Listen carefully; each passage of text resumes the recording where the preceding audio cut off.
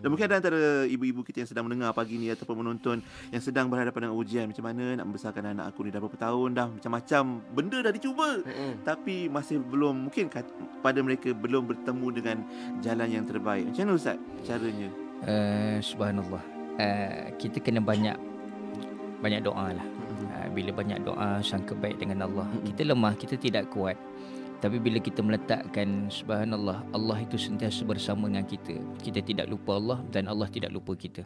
Wala takunu kalladzina nasallahu fa ansahum anfusahum ulaika humul fasiqun, dalam surah Al-Hasyr kan. Jangan kamu lupa Allah, Allah akan lupa kamu. Jangan kamu lupa Allah. Bila kita lupa Allah, Allah akan bawa diri kita lupa untuk bersiap bertemu dengan dia. Dan saya nak sebut kembali bagaimana anak-anak, bagaimana keluarga ini sumber pahala kita. Bila sebut sumber pahala, itulah yang akan bawa kita mudah ke syurga, atau na'udzubillah min zalik, akan menjunamkan kita ke dalam neraka. Nabi sebut dulu akan datang zaman yang penuh dengan musibah, dan Nabi share satu doa. Boleh saya sebut ni? Doa Allahumma inni atau Allahumma inna na'udzubika min jahdil bala wa darakis syaqa wa su'il qada wa syamatatil a'da. Ya Allah, peliharalah kami daripada sebarang balak. Bila sebut balak ni macam-macam bentuk, dan balak yang paling kita takuti adalah lalai, lalai daripada Allah. Dan balak, atas balak tu, bila kita tak rasa kita ni diuji, itu lebih lagi balak. Itu lebih lagi musibah. Aku okey je, tak ada diuji, tak ada test. Itu lebih balak lagi. Tak rasa apa-apa. Tak rasa apa-apa, okey je. Bagaimana ingatan Allah dalam surah Al-Ankabut kan? Jangan kamu rasa kamu beriman sedangkan kamu tidak diuji. Nak kata iman kita, bagaimana dites kita punya iman. Allahumma inna na'udzubika min jahdil bala wa darakis syaqa. Peliharalah daripada kengerian musibah. Bila datang musibah sangat ngeri. Sangat ngeri, aksiden apa semua kan. Baru-baru ni kita tengok bagaimana jatuh batu menghempap kereta, ngeri. Selamat kakak tu. Selamat, subhanallah, itu semua kuasa Allah. Wasu'il qada, minta dihindarkan daripada ketentuan buruk. Qada, kadar kita, bahasa mudahnya nasib lah. Nasib saya Allah dah tentukan. Nasib PJPN dan Hazwan Allah dah tentukan. Kita semua Allah dah tentukan. Tapi takut su'il qada, ketentuan yang tak elok, dengan doa lah.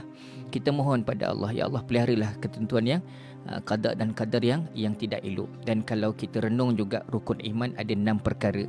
Rukun iman yang ke-6 apa dia? Beriman, percaya pada qada dan qadar. Berapa ramai yang tak boleh terima dengan qada dan qadar ketentuan Allah. Mengeluh.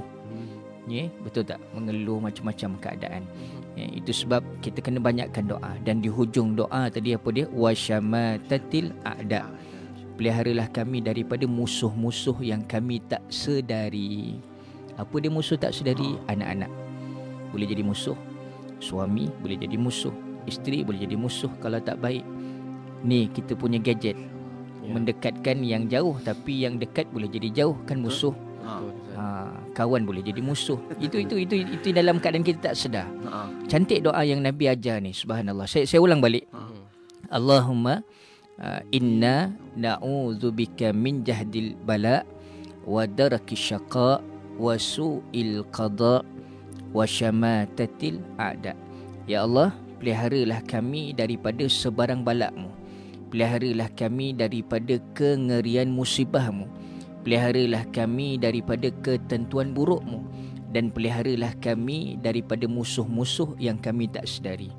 Kadang Allah nak tengok banyak mana pengharapan kita. Kita serah pada Allah, insya-Allah. Wa idza sa'alaka ibadi anni fa inni qarib. Hamba-Ku bertanya waktu bila aku dekat dengan dia. Ujibu da'wata da'i zada'an, saat hamba-Ku bermohon, saat hamba-Ku berdoa. Subhanallah. Jadi bila kita renung balik, tajuk bicara kita ni berkenaan dengan dugaan. Zaman hari ni penuh dengan dugaan. Generasi syurga ada generasi yang diduga. Bagaimana kita menghadapi dugaan tu? Kita kuat atau kita redah atau kita mengalah. Bahasanya redah kita harung ujian tu. Redah je. Tapi tak belajar apa-apa. Ada orang dia berhadapan dengan ujian, dia makin dekat dengan Allah. Ada orang berhadapan dengan ujian, dia makin jauh daripada Allah. Contoh 4 bulan tak boleh keluar rumah. Sebelum ni tak boleh keluar rumah, tak boleh nak ke masjid. Berapa lama kita tak boleh sembahyang Jumaat? Sampai sekarang ada lagi tak sembahyang Jumaat. Saya tak dapat giliran, saya tak dijemput, tak dapat kupon. Dia tak cuba pun. Nampak. Maksudnya apa? Dia makin jauh daripada Allah. Itu yang kita takuti. Macam gambaran inilah. Kita nak bentuk generasi syurga, kita tak pernah cuba pun nak dekati anak tu. Tak boleh ustaz, tak boleh. Tak boleh, memang awal tak boleh. Lah. Yes. Habislah.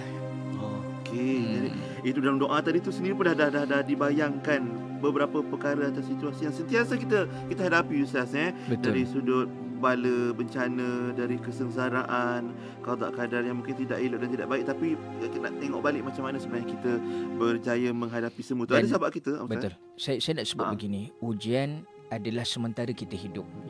Bagaimana satu hamba Allah yang saya kenal, dia kematian suami, tak lama lepas tu anak 2 orang meninggal berturut-turut. Tapi dia tenang, steady je. Subhanallah, satu hamba Allah ni cikgu. Suami meninggal, tak lama lepas tu anak dia aksiden turut meninggal. Berturut-turut ujian dia, tapi dia relax je. Dalam keadaan nampak ketenangan wajah dia. Ustaz, ini hanya sementara. Saya hilang suami, mudah-mudahan saya jumpa suami di syurga. Dia sebut macam tu. Itu sebab hari ni kadang ialah yang paling kita sedih kematian orang yang kita sayang. Tapi kesedihan itu Allah akan ganti dengan sesuatu yang terbaik di syurga tu. Macam mana Allah wahyukan Nabi Ibrahim untuk sembelih anak dia. Punya lama tak dapat anak kan, dapat anak tapi disuruh macam tu. Itu gambaran nak dites.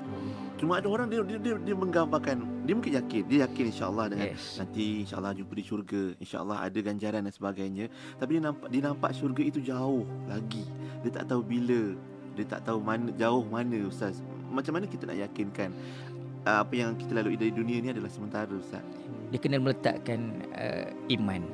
Bila sebut iman ni, rukun iman tu ada berapa? Ada 6 perkara. Jadi adanya hari pembalasan, ada hari akhirat. Bila sebut akhirat, akan ada dunia ni pengakhirannya.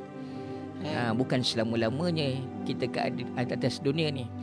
Saya nak share tadi, tempat kita sembang tadi kan, bagaimana saya terinspirasi dengan pelajar saya di pondok motivasi. Subhanallah. Bagaimana seorang tu dia di rumah tak ada TV, dia tak ada handphone. Dia antara pelajar yang subhanallah hafalan dia laju lah subhanallah. Bagaimana sebelum tu dia diuji kematian abang dia. Dan saya terinspirasi bagaimana mak dia, ibu dia mendidik anak tu. Bila kematian abang, saya tengok bapak dia pun tenang, maknya pun tenang. Waktu itu subhanallah, sebelum keluar keputusan SPM, betul-betul habis SPM, abang dia dalam perjalanan balik naik motor aksiden meninggal. Dan subhanallah, saya terinspirasi waktu ke bumi tu ramai yang datang. Ramai cerita kebaikan-kebaikan dia. Dan setiap kali balik dia akan ulang-alik ke masjid, bawa adik dia, bonceng adik naik motor. Bersekolah lagi. Bersekolah lagi. Arwahnya tu bersekolah lagi. Waktu tu SPM lah. SPM nak ambil result tu. Ya, ambil result. Dia betul-betul habis SPM, dia balik aksiden nak jumpa mak dia, aksiden tak sempat jumpa mak dia. Dan tak sempat ambil keputusan SPM. Dan SPM baru keluar baru-baru ni. Kan keluar. Subhanallah. Keseluruhan dia cemerlang subhanallah. Tapi bila nak cerita bagaimana dugaan itu di depan ni dengan sabar, dengan penyerahan pada Allah, hanya sementara. Allahu Akbar. Contoh anak bawah ustaz. Ada seorang lagi sahabat kita di WhatsApp ni pun kongsikan tentang macam mana mujahadah. Katanya dari awal perkahwinan rumah tak beli dan tak mahu TV. Tak ada, memang tak nak TV, hanya radio. Radio IKIM katanya dari frekuensi yang awal sampailah ni awal-awal anak-anak memberontak juga, tapi kita tak layan sebab nak buat percubaan untuk kawal nafsu. Dan hari ni alhamdulillah anak-anak sedar, dan terima kasih banyak-banyak pada ibu bapanya dan kerana benarkan apa yang sebuat lebih baik dari yang mereka fikir. Maknanya mujahadah tu ya betul, mujahadah ni bahasa dia payah. Mujahadah tu benda yang payah. Betul kan?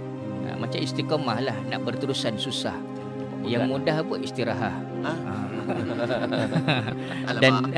Dan bahasanya bila sebut mujahadah ni kena kuat. Biar kita susah dulu, biar kita menangis dulu.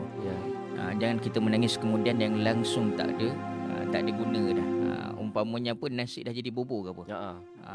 Dah tak boleh buat apa lah.